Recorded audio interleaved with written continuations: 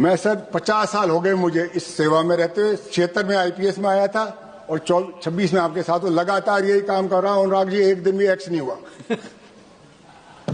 मैंने आंतरिक सुरक्षा विभाग में भी काम किया है सर, इस सीआरपीएफ में भी काम किया है। मैं आईजी पर्स था जो इसको डील करता था इस विषय में। सर विषय पे बोलने दीजिए ना, आंतरिक सुरक्षा पे। आप क्यों पीड़ित हो रहे हैं सर? इसमें आपका नाम नहीं आएगा। आप चेयर को संबोधित करें। सर मैं आपको संबोधित कर रहा हूं सर। अनुराग जी को मैं प्रयास करूंगा आपको समझाने की। सर ये आंतरिक सुरक्षा का विषय है। मैंने एक देश के नागरिक के रूप में देखा है इसको।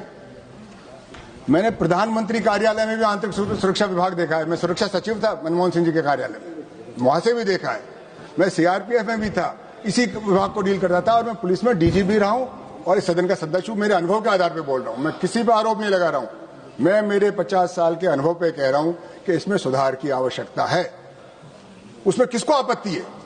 अगर हमारा सुधार, आंतरिक सुरक्षा ठीक होती, अगर संवेदनशीलता होती, तो शायद ये पहलगाम और ये पुलवामा नहीं होता। हम जवाबदेही तय करते किसकी गलती थी इसमें, किसकी चूक थी और क्यों हुई। मुझे बताइए, आपने एक भी आदमी के खिलाफ कार्रवाई करी? इतनी गंभीर घटना हो गई। आप देखिए अध्यक्ष महोदय, कुछ समय पहले अपने बंबई में एक आतंकी हमला हुआ था। हमारे संवेदनशील तत्कालीन गृह मंत्री शिवराज पाटिल साहब थे, इस्तीफा दे दिया। महाराष्ट्र के मुख्यमंत्री थे, उन्होंने इस्तीफा दिया नैतिक जिम्मेवारी लेते हुए। पुलवामा में, बालाकोट में किसने ली जिम्मेवारी?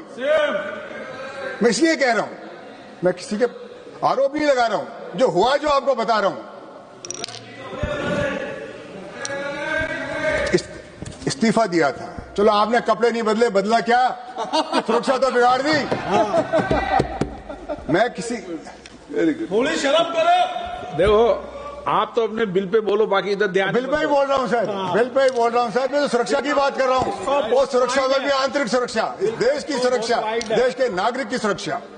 सही बोल रहे हो सर। ये इसका झगड़ा होता है जब क्या होता है, जब अधिकारियों और कर्मचारियों में मतभेद होता है, उनका काम में ध्यान नहीं लगता, वो लड़ाई में व्यस्त हो जाता है और कार्यकुशलता घट जाती है, सुरक्षा खतरे में पड़ जाती है।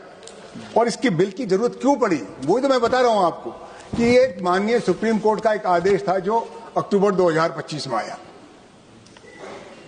उसको सरकार उसके विधेयक लाइए, केंद्रीय सशस्त्र पुलिस बल 2026 आप लेके आए हैं। उद्देश्य कारण, इसका उद्देश्य क्यों बताया आपने? बताइए उद्देश्य क्या जरूरत पड़ी इसकी? ये फोर्स सर ना कांग्रेस ने बनाई ना बीजेपी ने बनाई। सीआरपीएफ 1939 में बनी थी, जब तो ये झगड़े नहीं हुए, जब तो लोकप्रिय सरकार नहीं थी, क्योंकि वो सरकार चलाना जानते थे, अधिकारियों से काम लेना चाहते थे, ड्यूटी बांटते थे, जिम्मेवारी लेते थे। और ये असम राइफल सर, ये तो कौन सी 1800 और कुछ साल की बनी हुई है, जब भी चल रही थी। आज क्या हो गया, हम इस पर चर्चा करें कि एक क्या नौबत आ गई कि हमारे जवान, हमारी व्यवस्था को हम नहीं चला पा रहे। आरोप का नहीं है सर, ये पक्ष और विपक्ष का नहीं है, ये देश की सुरक्षा का और सुरक्षा की जिम्मेदारी भारत के गृह विभाग में, ये मैं कह रहा हूं। उसको हमको चर्चा करनी चाहिए पार्टी से ऊपर उठ के, और जो गलत है गलत कहें, सही को सही कहें। दिक्कत क्या है? सुरक्षा में चूक हुई है। उसके कारण यह है कि आपके अधिकारियों का और कर्मचारियों का सुरक्षा में मन ही नहीं है, वो तो मुकदमे लड़ रहे हैं एक दूसरे के खिलाफ। जो एक दूसरे के घर में मुकदमे लड़ेंगे, वो घर कैसे चलेगा सर? ये है हमारा चिंता का विषय। तो मेरी सरकार से अनुरोध है कि आप इस बिल को, अगर आप बहुमत से पास करेंगे, आपका बहुमत है, पर उचित नहीं होगा।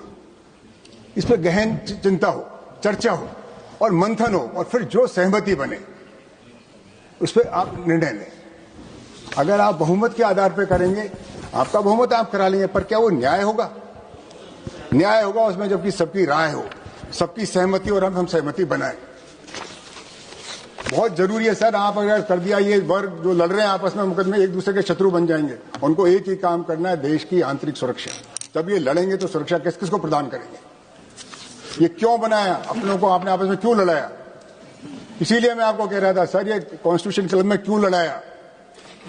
कॉन्स्टिट्यूशन क्लब मेंबर्स का था। मुझे ये भी पता है कि दो जातियों को लड़ा दिया आपने। बंद करो बोलना, जाति को लड़ाना। हाँ, तो ये जाति पे, धर्म पे किसको लड़ाना? क्यों लड़ाना? सर मैंने ये भी दिन देखा है सर मैं उम्र में कद में आपसे छोटा हूं अध्यक्ष महोदय, उम्र में थोड़ा सा बड़ा हूं आपसे, इसलिए मैं बताता हूं। मैंने अंग्रेजों के राज के बारे में भी सुना था, वो परदेशी थे पर हिंदू धर्म खतरे में नहीं था। मुगलों के राज के बारे में भी सुना है, हिंदू धर्म खतरे में नहीं। अब कैसा हिंदू धर्म का राज है कि हिंदू धर्म खतरे में पड़ गया? मुझे बताइए, कौन कर रहा है इसको खतरे? कैसी सुरक्षा आपकी बताइए?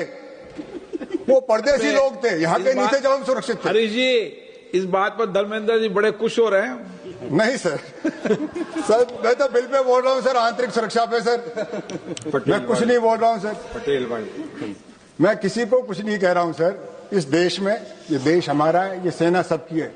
इसमें गजेटेड ऑफिसर भी होंगे, नॉन गजेटेड भी होंगे, सिपाही भी होगा, हेड कांस्टेबल भी होगा, एएसआई भी होगा, इंस्पेक्टर, सब इंस्पेक्टर, जो भी डीजी सब होंगे। सबकी ड्यूटी है और उनसे सबसे काम लेना सरकार का काम है। सबको काम में। मैं तो अर्जुन जी आपके भी पक्ष में हूं।